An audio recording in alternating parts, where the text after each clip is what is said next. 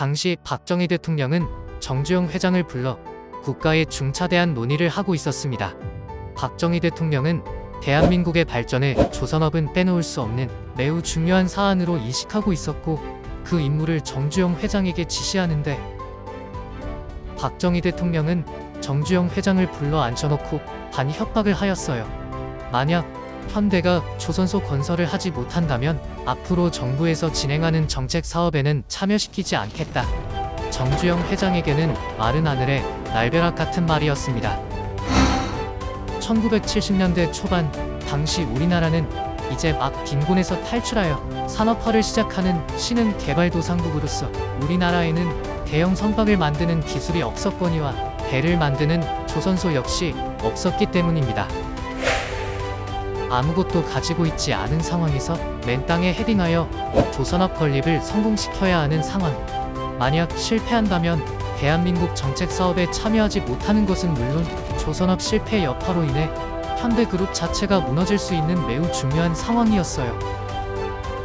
그러나 정주영 회장은 현대그룹의 명운을 건 도전을 하게 되는데, 정주영 회장의 지시로 현대그룹은 조선업에 관련된 사항을 치밀하게 준비를 합니다.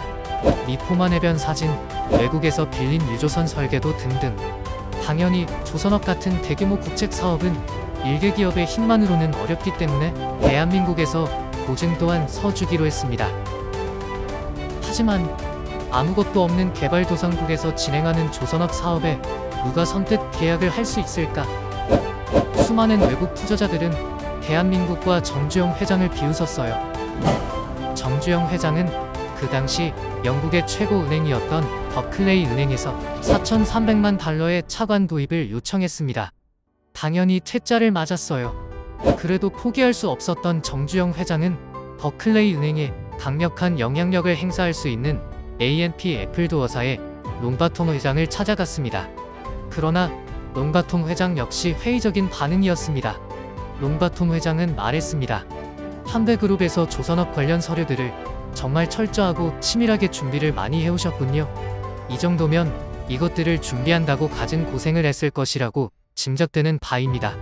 하지만 당신의 배를 사려고 하는 사람들도 없을 뿐더러 당신의 상환 능력과 잠재력도 믿음직스럽지 않습니다. 그래서 추천서를 써주기는 곤란하군요. 롱바통 회장의 말에 정주영 회장은 이렇게 말했습니다. 우리 정부에서 보증을 서기로 약속했습니다. 알고 계시지 않습니까? 그래도 힘들겠습니까? 롱바통 회장은 말했어요. 물론 알고 있습니다. 하지만 대한민국 역시 그 많은 돈을 갚을 능력이 있다고는 보이지 않는군요. 그게 가능하겠습니까? 롱바통 회장은 개발도상국인 대한민국의 상황을 잘 알고 있었던 것이었습니다. 이때 정주영 회장은 롱바통 회장의 이식을 뒤바꿔 놓을 만한 말을 하게 되는데, 정주영 회장은 본인의 바지 주머니에서 500원짜리 지폐 한 장을 꺼냈습니다. 그리고는 이렇게 말했어요. 이것을 보십시오. 이것은 우리나라의 거북선이요. 당신네 영국의 조선 역사는 1800년대부터이지만 우리나라는 벌써 300년이나 앞선 1500년대에 이러한 철갑선을 만들어서 일본을 혼내준 민족이요.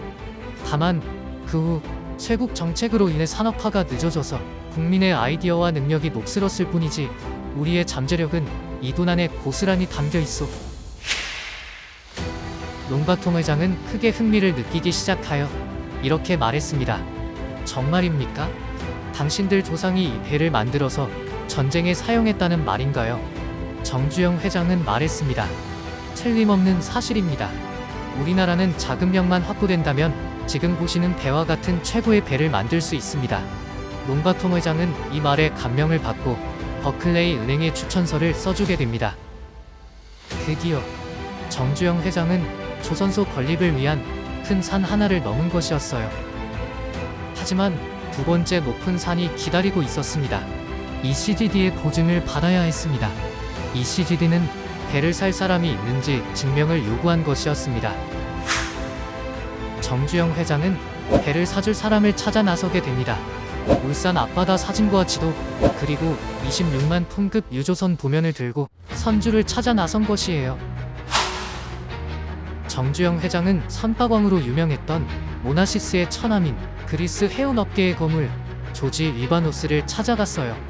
당연히 리바노스 역시 처음에는 거절하였으나 정주영 회장은 만약 약속을 지키지 못하면 계약금의 이자를 얹어주고 배에 하자가 있으면 원금을 돌려주겠다는 조건을 내걸며 리바노스를 설득하게 되고 26만 톤 급의 배를 2척이나 주문받게 됩니다.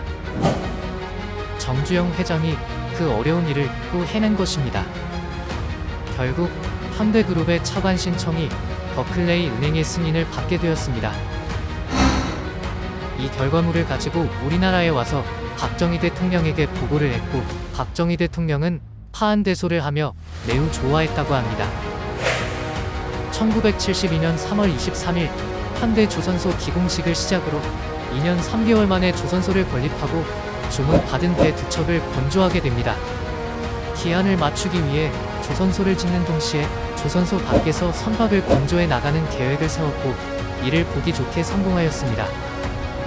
이는 세계 조선사의 기록이 될 정도로 엄청난 일이었어요. 그 후 현대중공업은 건조량 기준 세계 조선업 1위에 올라서게 됩니다.